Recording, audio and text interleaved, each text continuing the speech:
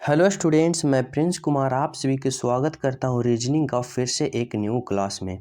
अगर आप लोग किसी भी कम्पिटिटिव एग्ज़ाम की तैयारी कर रहे हो या भविष्य में आप लोग किसी भी एग्ज़ाम की परीक्षा दोगे, किसी भी एग्ज़ाम दोगे, तो जिस एग्ज़ाम में आप सभी का रीजनिंग का सेशन होता है यानी कि रीजनिंग का पार्ट है, तो उस स्टूडेंट के ये क्लास देखना अति आवश्यक है और संपूर्ण क्लास देखना अति आवश्यक है। मैं इसलिए कह रहा हूँ कि जितने भी प्रश्न लिया गया है इस क्लास में, सभी प्रश्न सेलेक्टेड है, आप सभी के एग्ज़ाम बेस्ड कंटेंट तैयार किया गया है। जिस प्रकार के आपका एग्ज़ाम अभी लेटेस्ट एग्ज़ाम का क्वेश्चन उठा रहा है, जिस प्रकार से रीजनिंग का पैटर्न आप सभी के एग्जामिनर उठा रहा है, वही लेटेस्ट प्रश्न लिया गया है इस क्लास में। हर चैप्टर से एक एक प्रश्न देखने को मिलेगा आप सभी को, जो सभी प्रश्न सेलेक्टेड है, और यही लेटेस्ट प्रश्न को मैं इस क्लास के माध्यम से आप सभी को कम समय में ज़्यादा रीजनिंग का प्रश्न सॉल्यूशन करना सिखाएंगे कि किस प्रकार स्टूडेंट कम समय में ज़्यादा रीजनिंग का प्रश्न सॉल्यूशन करता है और अपने हर एक एग्ज़ाम को तबाह कर देता है। समझ रहे हो सभी विद्यार्थी? तो चलो देखते हैं पहला प्रश्न। देखो पहला प्रश्न क्या कर रहा है। अगर आप सभी के एग्जाम में ऐसा प्रश्न पूछे कि नीचे दिए गए प्रश्न में संबंधित शब्द को चुनिए, नीचे दिए गए प्रश्न में संबंधित शब्द को चुनिए, बताना है नारियल का संबंध खोपड़ी से किस प्रकार है, वही प्रकार पत्र का संबंध किस प्रकार से होगा। तो देखो ऐसा प्रश्न का सॉल्यूशन किस प्रकार से करना, पहले सोचना। पहले देखो इस जितने भी स्टूडेंट हैं, पहले खुद से प्रश्न करने सॉल्यूशन करने की कोशिश करना और साथ में जो आंसर आए हमारे साथ कमेंट करते चलना। समझ रहे हो? अगर और आप जहां फंसते हो सॉल्यूशन में वहां आप लोग देख लो। समझ रहे हो? चलो देखो प्रश्न है कि नारियल का संबंध किस प्रकार खोपड़ी से है, उसी प्रकार पत्र का संबंध किससे है। तो इतना आप सभी सोचना कि नारियल और खोपड़ी में क्या रिलेशन है। तो नारियल खोपड़ी में यह रिलेशन है कि नारियल के ऊपरी भाग को हम क्या कहते हैं, खोपड़ी कहते हैं। नारियल के ऊपरी भाग को क्या कहते हैं, खोपड़ी कहते हैं। और पत्र जिसमें रहता है तो पत्र के ऊपरी भाग को हम लोग क्या कहते हैं, तो पत्र के ऊपरी भाग को हम लोग क्या कहते हैं, लिफाफा कहते हैं। यानी कि इसका मतलब है कि नारियल का जिस प्रकार रिलेशन खोपड़ी से है, पत्र का उसी प्रकार रिलेशन लिफाफा से होगा। यानी option number D is the right answer. समझ रहे हो किससे होगा, तो पत्र का संबंध किससे होगा, तो लिफाफा से होगा। सभी विद्यार्थी समझ गए यहाँ तक? चलो अगला प्रश्न देखो क्या है। 2 नंबर का प्रश्न देखो क्या है। 2 नंबर का प्रश्न है, कह रहा है नीचे दिए गए अक्षर श्रृंखला को पूरा करें। अगर आप सभी के एग्जाम में इस प्रकार का अक्षर श्रृंखला दे दे कि इसके बाद ये है, ये है, ये है और यहाँ पे खाली स्थान है और ये है, तो यहाँ पे क्या भराएगा जो। तो ऐसे नंबर श्रृंखला अगर दे दे, अक्षर श्रृंखला दे दे, तो आप सभी को किस प्रकार से सॉल्यूशन करना है। देखो सबसे पहले मैं बता दूं कि अक्षर श्रृंखला को सॉल्यूशन करने से पहले आप सभी को एक चीज़ याद होना चाहिए, जिसे कहते हैं अल्फ़ाबेट पोजीशन। क्या अल्फ़ाबेट पोजीशन? जिस स्टूडेंट को याद हो तो सही, और ना याद हो तो फिर याद कर लेना, क्योंकि रीजनिंग को और ज़्यादा सॉल्यूशन और कम समय में सॉल्यूशन करने में ज़्यादा मदद करता है। जैसे कि देखो जेड का पोजीशन की बात करें तो 26 होता है, एक्स का पोजीशन की बात करें 24 होता है, भी का पोजीशन की बात करें तो 22 होता है, टी का पोजीशन 20 होता है और आर का पोजीशन 18 होता है। समझ रहे हो? अब देखो कि यहाँ से यहाँ कैसे किया, तो देखो 26 में 24 आ गया, यानी कि कितना घटा दिया, यानी 2 माइनस किया। फिर 24 में यहाँ पे देखो, फिर 24 में 22 घटाया यानी 2 माइनस किया, फिर 22 में 20 घटाया यानी 2 माइनस किया, और फिर 20 में 18 घटाया यानी -2 किया। समझ रहे हो? तो इस प्रश्न में क्या कर रहा है, इस प्रश्न में कर रहा है कि जेड से एक्स गया -2, फिर एक्स से भी गया -2, फिर भी से टी गया -2 और टी से आर गया -2। अब आर से हमें क्या जाना है, फिर देख रहे हो सीरीज किस प्रकार से बढ़ रहा है, -2 बढ़ रहा है सभी में।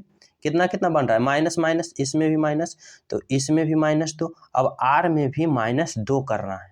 तो आर का वास्तव पोजीशन हमें कितना है, आर का वास्तव पोजीशन हमें पता है कितना होता है, 18 होता है। और 18 में अगर हम 2 माइनस करेंगे तो 16 आएगा। और 16 किसका पोजीशन होता है, तो 16 पोजीशन होता है पी का, यानी यहाँ पे क्या भरोगे, पी भरोगे।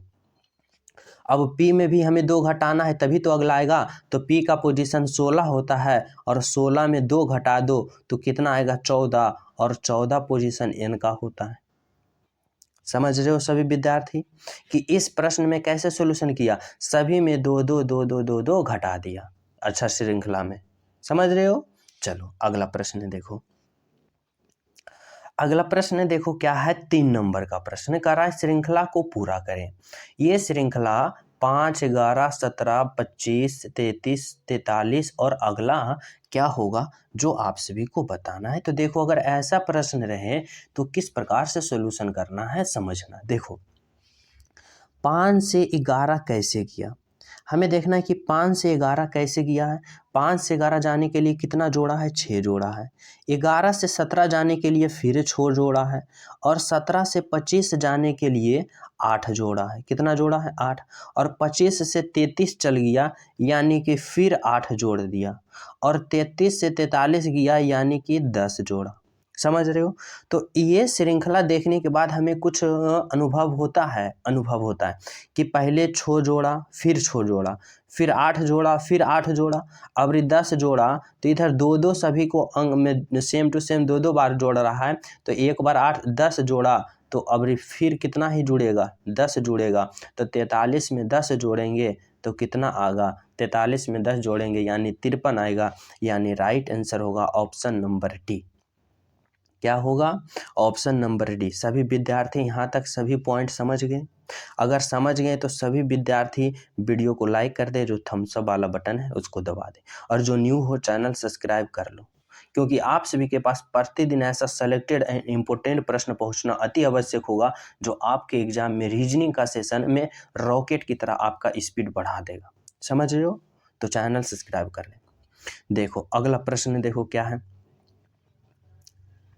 अगला प्रश्न है 4 नंबर का प्रश्न कर रहा है कि संबंध बताना है इस प्रश्न में कि जिस प्रकार संबंध 167 का संबंध 114 से है, जिस प्रकार 167 का संबंध 114 से है, उसी प्रकार 143 का संबंध किससे होगा। तो देखो ऐसे प्रश्न में अगर आप लोग दिमाग लगाओगे तो कैसे किया है ऐसे प्रश्न में। 167 से 167 का संबंध 14 से कैसे किया भाई। अगर हम जोड़ते हैं भी सभी को तो नहीं होता है। छो यहाँ पे 14 है, 4 फिर यहाँ पे देख लो, इस प्रकार स्क्वायर भी करते हैं, 14 का स्क्वायर नहीं होता है, फिर घटाते हैं तो नहीं होता है। तो कैसे किया इस प्रश्न में, जो देखना और समझना कि इस प्रश्न का आखिर आंसर लाया है कैसे। देखो अगर हम सभी को पहले जोड़ देते हैं, देखो 1 6 7, 167 कैसे लिखता है, 1 6 7। अगर 1 6 7 को आपस में ऐड करते हैं तो देखो कितना होता है, 1 और 6 7 और 7 14, यानी कि यहाँ पर 14 आ गया। उसी प्रकार 143 को हम आपस में सभी में जोड़ते हैं तो 1 और 4 5 और 5 और 3 8। ऑप्शन में 8 कहीं नजर आ रहा है तो आ रहा है, यानी कि ये प्रश्न हमें सॉल्यूशन किस प्रकार से करने के लिए कह रहा है कि सभी में जोड़ दिया गया है। जैसे 167 कैसे लिखा, 1 6 7, तो 1 6 7 को जोड़ो, 1 + 6 7 होता है और +7 14, यानी यहाँ पर 14 लिख दिया। उसी प्रकार 1 + 4 कितना होता है 5, और 5 + 3 कितना होता है 8। तो यानी कि राइट आंसर क्या होगा, ऑप्शन नंबर सी 8। समझ रहे हो। चलो अगला प्रश्न देखो क्या है। अगला प्रश्न कह रहा है कि एक विशिष्ट कोड भाषा में TAIL टेल को 42 लिखा जाता है, BANT बैंड को 37 लिखा जाता है, और इसी कोड भाषा में GODY को किस प्रकार लिखेगा, जो आप सभी को बताना है। तो देखो ऐसा प्रश्न का सॉल्यूशन किस प्रकार से करना है। देखो क्या लिखा है, TAIL टेल को क्या लिखा रहा है, 42 लिख रहा है। TAIL टेल को क्या लिखा, 42। अब टेल को कैसे 42 लिखा, इसके लिए देखो फिर से कह रहे हैं कि आप लोग अल्फ़ाबेट पोजीशन यहाँ पे लगाना, जैसे याद कर लेना और जो ना याद किया हो याद कर लेना, ठीक है। जो याद किया है तो बहुत बढ़िया। जैसे देखो अल्फ़ाबेट पोजीशन यहाँ पे लिखना, जैसे टी का पोजीशन क्या होता है 20 होता है, टी का पोजीशन 20, टी का पोजीशन कितना होता है 20, ए का पोजीशन 1 होता है, आई का पोजीशन 9 होता है और एल का पोजीशन 12 होता है। ये पोजीशन लिखा। अगर ये पोजीशन को, ये सभी पोजीशन को हम आपस में क्या करते हैं, जोड़ते हैं, ऐड करते हैं, तो देखो क्या आता है 20 + 1 21 और 21 + 9 21 + 9 30 और 30 + 12 कितना आता है 42, यानी कि 42। यानी कि ये मेथड जिस प्रकार इसमें लागू हुआ ना, इसी प्रकार इसमें भी लागू करना, और इसमें भी ये मेथड लागू हो गया तभी तुम इसमें लागू करना, अन्यथा ये मेथड दूसरा में लागू ना हुआ तो तीसरा में ना करना। समझ रहे हो? तो ये मेथड पहला में तो लागू हुआ, अब दूसरा में लागू करके देखते हैं। चलो इसमें लागू करके देखते हैं। क्या है BANT, बैंड का पोजीशन कितना है 37, और बैंड का पोजीशन देखने के लिए हमें क्या करना है, सभी का पोजीशन ऐड करना है। बी का पोजीशन की बात करें 2 + ए का पोजीशन 1 + एन का पोजीशन 14 और + टी का पोजीशन 20। अब सभी को ऐड करते हैं तो देखते हैं कि क्या आता है। देखो 2 + 1 3 और 3 + 14 कितना आता है, 3 + 14 17, 17 और +20 17 + 20 कितना आता है 37। यानी कि ये मेथड एक में भी लागू हो रहा है, दो में भी लागू हो रहा है, तब अब इसमें भी लागू कर देना है। चलो इसमें भी करते हैं लागू। क्या है GODY, GODY। देखो जी का पोजीशन की बात करें तो 7, ओ का पोजीशन की बात करें तो 15 और डी का पोजीशन की बात करें तो क्या होता है, डी का पोजीशन ABCD, डी का पोजीशन 4, तो यहाँ पे 4 और बाई का पोजीशन क्या होता है 25। अब सभी को ऐड करो, सभी को देखो ऐड करते हैं, क्या होता है 7 + 15 कितना होता है, 7 + 15 22 और 22 + 4 कितना होता है 26 और 26 + 25 कितना होता है 26, 26 और +25 करोगे तो कितना आएगा 6 5 11 और 2 2 4 और 1 5, यानी कि 51। तो 51 किस ऑप्शन में है, ऑप्शन नंबर बी। तो यानी कि राइट आंसर क्या लगाओगे, ऑप्शन नंबर बी 51। समझ गए सभी यहाँ तक सभी विद्यार्थी? चलो अगला प्रश्न पे चलें। चलो देखो अगला प्रश्न क्या है। अगला प्रश्न बताना है कि दिए लुप्त संख्या को ज्ञात करें। लुप्त संख्या ज्ञात करना, अगर ऐसा प्रश्न आप सभी को एग्जाम में आ जाए तो ऐसा प्रश्न को सोल्यूशन कैसे करना है, जो देखो बताना है क्या, लुप्त संख्या ज्ञात करें। देखो इस प्रश्न में क्या है, यहाँ पे 3 है, 1 है, 4 है, 5 है और बीच में कितना है 60 है। इसी प्रकार 7 है, 6 है, 1 है, 2 और बीच में 84 है और 10 है, 3 है, 1 है और खाली 3 है और फिर खाली स्थान है। यानी हमें इसका लुप्त भाग को ज्ञात करना है। अगर ऐसा लुप्त भाग आप सभी को एग्जाम में पूछ दे तो कैसे सॉल्यूशन करना है। देखो सबसे पहले हमें जिस प्रकार नियम इसमें लागू होगा उसी प्रकार हमें इसमें लागू होना है, तभी तुम इसमें करना, अन्यथा इसमें लागू जिस प्रकार से नियम किए हो इसमें लागू ना हुआ है तो इसमें लागू ना करना। तो चलिए देखते हैं। यहाँ पे हमें एक खाली स्थान लाना है, तो यहाँ पे देखो 84 लाया, यहाँ पे 80 लाया है, तो हमें पता लगाना है कि ये 3 1 4 5 में किस प्रकार से सॉल्यूशन करें कि 80 आएगा, सॉरी 60 आएगा। उसी प्रकार यहाँ 84 आएगा, यहाँ पे खाली स्थान लाना है। तो देखो दिमाग लगाते हैं, घटाएंगे तो होगा नहीं, समझ रहे हो, घटाएंगे तो यहाँ पे होगा नहीं, जोड़ेंगे तो देखो जोड़ के देखो 4 और 3 7 और 5 12 और 12 1 13 नहीं आ रहा है। भाग करेंगे तो होगा नहीं। अब गुना करके देखते हैं, गुना बच रहा है। गुना क्या है, यहाँ पे 3 है तो 3 गुने फिर कितना है 4 तो 4 फिर गुने 5 और गुने 1। अब गुना करो, 4 तिया 12 12 पचे 60 और 60 गुने 1 60 है। तो यानी कि देखो यहाँ पे कितना आ गया 60 आ रहा है, 60 आ रहा है, यही मैथड जो इसमें लागू किया है, यही मैथड अगर इसमें लागू हुआ तभी इसमें लागू करना, अन्यथा इसमें ना हुआ तो इसमें लागू करोगे तो आंसर गलत आएगा। समझो, तो ये मेथड इसमें लागू किए, अब इसमें लागू करके देखते हैं कि लागू होता है कि नहीं। तो देखो क्या है, 7 है, गुने 1 है, गुने 2 है और गुने 6 है। अब गुना करो सभी को, 7 गुने 1 7 और 7 गुने 2 7 दूने 14 और 14 गुने 6 तो 14 पचे 70, 14 छक 84, 14 गुने 6 कितना होता है 84। तो यानी कि देखो यहाँ पे 84 है, तो राइट आंसर क्या होगा 84। यानी कि जो मेथड इसमें लागू हुआ वही मेथड इसमें भी लागू हो गया और वही मेथड अब इसमें लागू करके यहाँ आंसर लाना है। समझ रहे हो? तो चलो देखो इसमें अब लागू करते हैं। क्या है, पहले दिए 10 है, फिर कितना है गुना 3 है तो 3 लिखेंगे, फिर गुना 1 है तो 1 लिखेंगे और फिर गुना 3 है तो 3 लिखेंगे और सभी को गुना करेंगे। अब चलो देखो सभी को गुना करते हैं।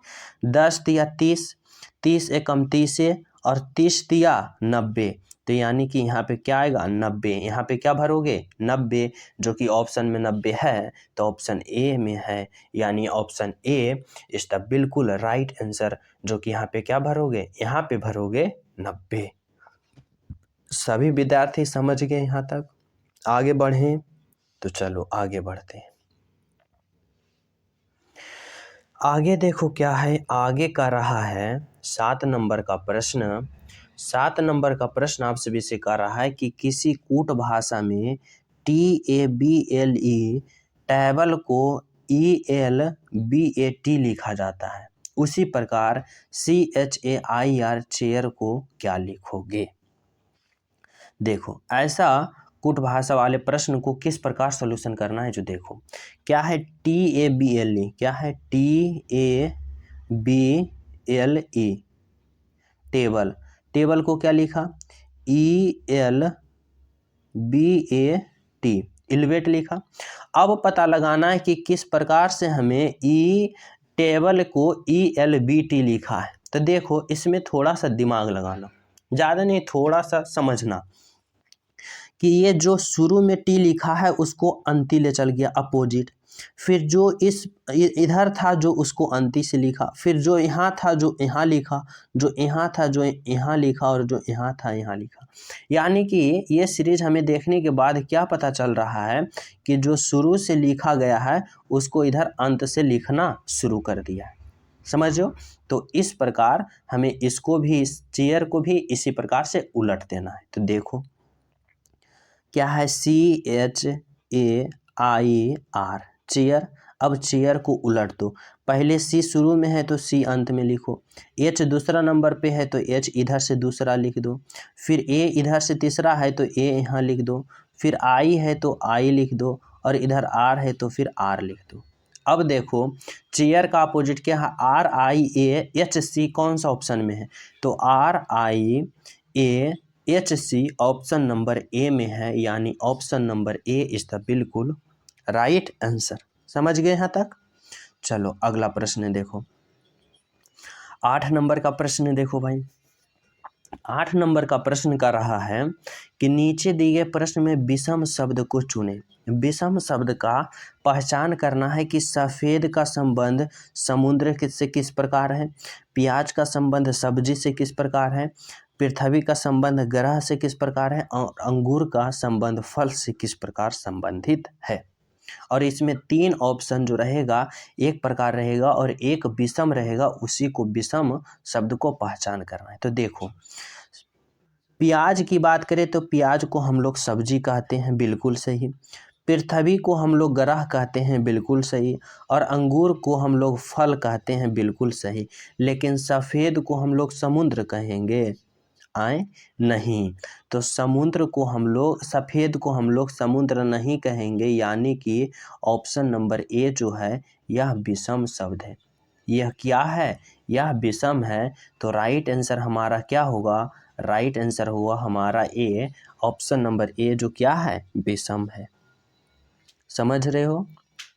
चलो अगला प्रश्न देखो, 9 नंबर का प्रश्न क्या आ रहा है। 9 नंबर का प्रश्न है, बताना है कि पौधे, पशु और हिरन में किस प्रकार ये ऑप्शन के अनुसार किस प्रकार संबंधित रखता है। पौधा, पशु, हिरन ऑप्शन में किस प्रकार अनुसरण करता है और किस प्रकार यह संबंध रखता है। तो देखो यहाँ पे क्या है, हिरन है, पशु है, पौधा है। तो अगर हम पशु के लिए एक गोला बनाएं, तो हिरन क्या है, हिरन जितना भी हिरन है सभी क्या है, पशु है। तो यानी पशु के अंदर आ जाएगा कौन, हिरन, हिरन आ गया। लेकिन पौधा जो है या पौधा अलग है, ना पौधा संबंध पशु है, ना कुछ भी हिरन नहीं हो सकता, कुछ भी पशु नहीं हो सकता है। तो यानी कि राइट आंसर क्या होगा, राइट आंसर होगा ऑप्शन नंबर बी। यानी कि right answer option number B कि पशु के अंदर कौन आएगा, हिरन आएगा और पौधा इधर हो जाएगा। समझ रहे हो। तो right answer option number B. समझ रहे हो। चलो अगला प्रश्न देखो।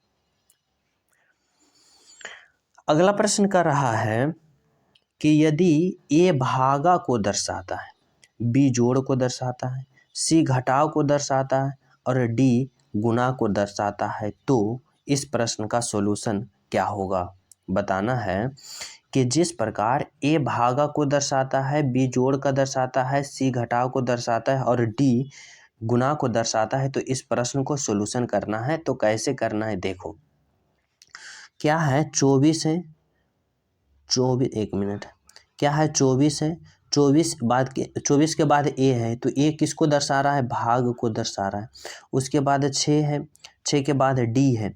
अब डी देखो किसको दर्शा रहा है, गुना का, तो गुना लिखेंगे। फिर 4, फिर बी है, बी किसको दर्शा रहा है, जोड़ को, तो जोड़ लिखेंगे। उसके बाद कितना है, 4 जोड़ बी, 4 जोड़ फिर 9 होगा।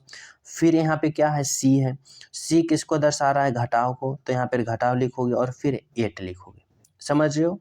अब इस प्रश्न को आप लोग सोल्व करोगे कि क्या आंसर आएगा। तो देखो अगर 24 में हम 6 को भाग लगाते हैं तो 6 चका 24 4 आता है, फिर गुना 4 होगा, फिर 8 होगा, फिर जोड़ 9 होगा, फिर माइनस 8 होगा। अब देखो 4 गुने 4 करेंगे तो 4 चका 16 होगा और फिर प्लस 9 होगा और माइनस 8 होगा। अब 16 प्लस 9 करेंगे तो 16 9 25 होगा और 25 में फिर हम 8 घटाएंगे, तो 25 में जब हम 8 घटाएंगे तो कितना आएगा, तो 17 आएगा। यानी कि option number B is the right answer. क्या होगा, ऑप्शन नंबर बी जो कि 17 इज द बिल्कुल राइट आंसर। समझ रहे हो। चलो अगला प्रश्न देखो। अगला प्रश्न है, कर रहा है 11 नंबर का प्रश्न कि नीचे दिए गए अक्षर श्रृंखला को पूरा करें। ये जो अक्षर श्रृंखला है ये सब जो इसको पूरा करना है, तो राइट आंसर क्या होगा, खाली स्थान जगह भरना है। समझो। तो चलो देखते हैं ऐसे प्रश्न को सॉल्यूशन करने के लिए आप लोग को छोटा छोटा खंड बना लेना।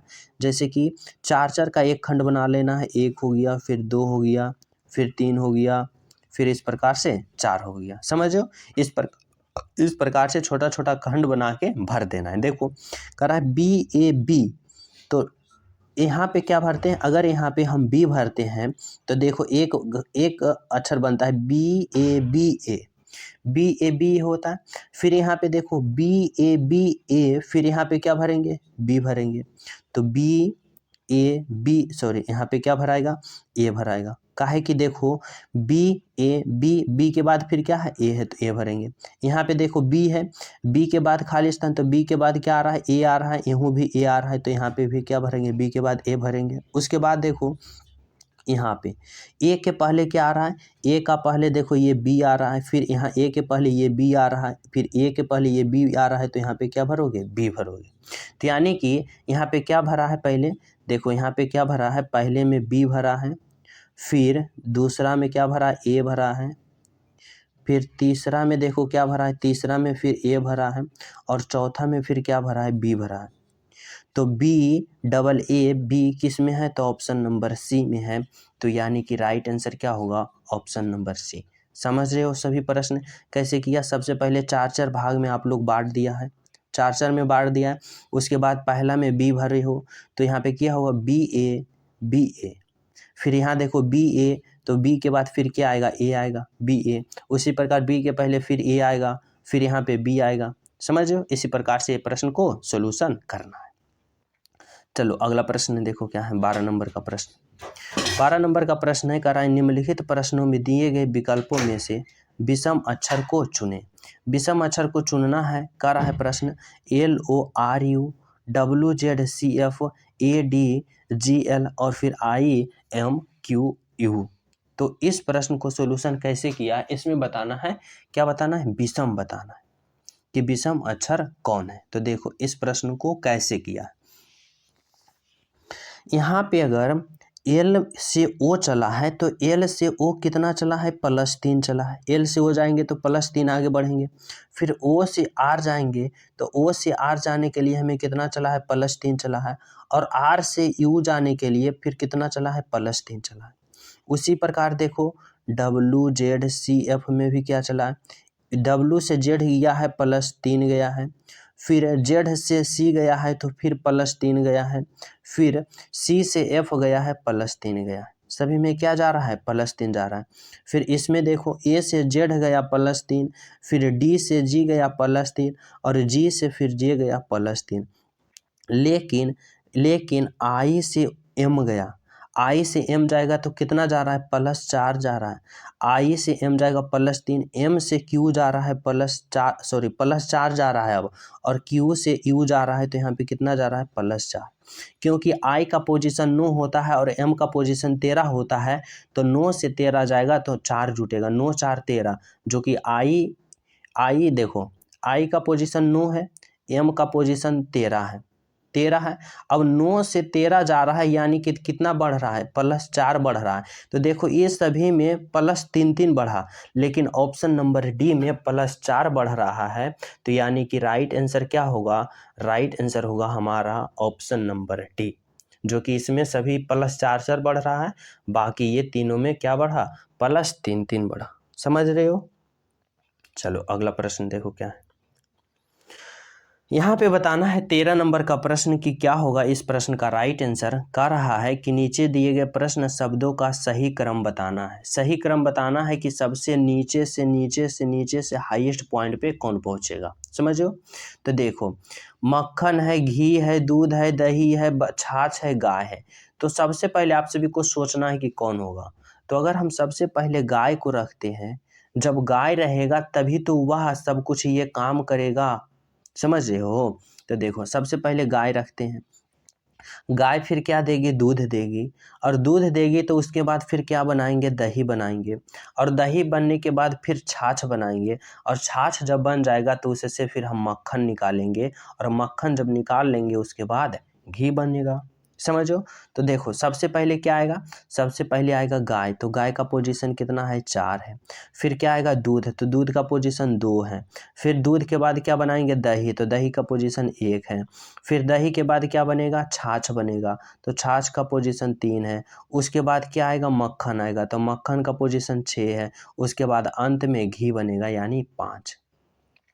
तो कौन सा ऑप्शन है, 4 2 1 3। देखो 4 2 1 3 और फिर 6 और 5, यानी option number C is the बिल्कुल राइट आंसर। इस प्रश्न का राइट आंसर क्या होगा, ऑप्शन नंबर सी। अगला प्रश्न देखो क्या है। अगला प्रश्न बताना है, कह रहा है नीचे दिए गए प्रश्न आकृति को कौन सा उत्तर आकृति पूरा करेगा। देखो ये प्रश्न आकृति है, ये उत्तर आकृति है। अब बताना है आप सभी को कि यहाँ पे कि जिस प्रकार का संबंध इसका इससे है उसी प्रकार इसका इससे संबंध जो है कौन होगा, ये उत्तर आकृति के अनुसार। तो देखो यहाँ पे दिमाग लगाना क्या है।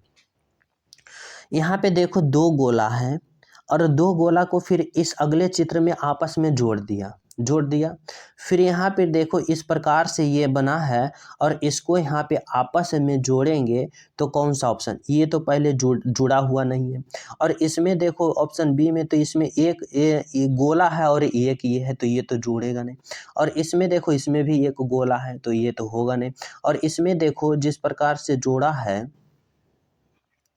तो यहाँ पे इस प्रकार से ऐसे जुड़ेगा। तो यानी कि इस प्रश्न का राइट आंसर क्या होगा, जो होगा वह ऑप्शन नंबर डी यहाँ पे भराएगा। क्या भराएगा? Option number D is the बिल्कुल राइट आंसर। समझ रहे हो? चलो अगला प्रश्न देखो, 15 नंबर का प्रश्न। 15 नंबर का प्रश्न बताना है आप सभी को कि दिए गए चित्र में विषम संख्या को चुनें। बताना है कि किस प्रकार से 126, 342, 215 और 511 आया है, जिसमें से 3 ऑप्शन एक समान मिलेगा और एक ऑप्शन विषम मिलेगा, और वही विषम ऑप्शन को क्लिक करके राइट आंसर चूज करना है। समझ रहे हो? तो देखो इसमें दिमाग लगाना है कि कैसे आखिर किया है। अगर हम यहाँ पे 5 का क्यू करते हैं तो 5 का क्यू सभी स्टूडेंट को पता होगा 125 होता है, और 125 से अगर हम +1 करते हैं तो 126 आ रहा है। 126 आया, सभी विद्यार्थी समझ रहे हो? अगर हम 6 का क्यू करते हैं तो 6 का क्यू आता है 216। सॉरी, एक मिनट, चलो पहले 6, यहाँ ऑप्शन नंबर बी देखते हैं। ऑप्शन नंबर बी में अगर हम 7 का क्यू करते हैं, 7 का क्यू करते हैं तो 7 का क्यू आता है, कितना आता है? 300 कितना आता है? 43। 343 आएगा। तो अगर हम इसमें फिर 1 माइनस करते हैं तो 342 आता है, यानी कि ऑप्शन नंबर बी 342 आ रहा है। और ऑप्शन नंबर 2 हम देखते हैं तो इसमें दिमाग लगाते हैं कि इसमें किया है 6 का क्यू, और 6 का क्यू आता है 216, और 216 में 1 घटाएगा तो आएगा 215। आगे है 511।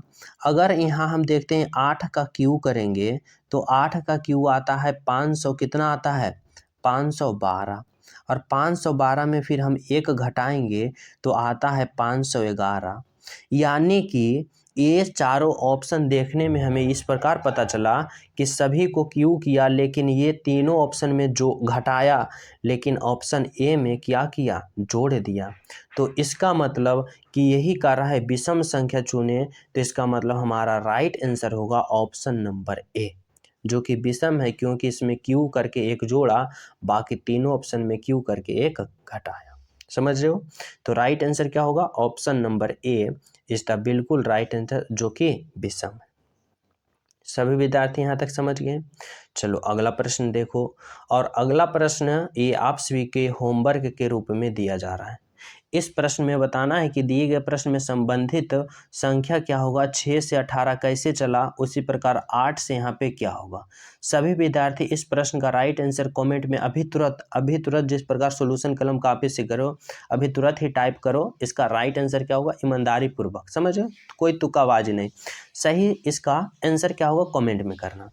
और जो न्यू स्टूडेंट हो, पहली बार हो, तो चैनल सब्सक्राइब करके इस सीरीज से ज्वाइन हो जाना, क्योंकि आप सभी को प्रतिदिन कंटिन्यू सुबह शाम ये उपलब्ध होगा, जो आपको रीजनिंग का सेशन में एक रॉकेट की तरह स्पीड बना देगा। समझो? तो सभी स्टूडेंट इस चैनल सब्सक्राइब करके जुड़ जाना। साथ ही सभी विद्यार्थी वीडियो को लाइक और प्यारा सा कमेंट जरूर करना। मिलते हैं आप सभी को अगले क्लास में, जब तक सभी को हमारे तरफ से जय हिंद।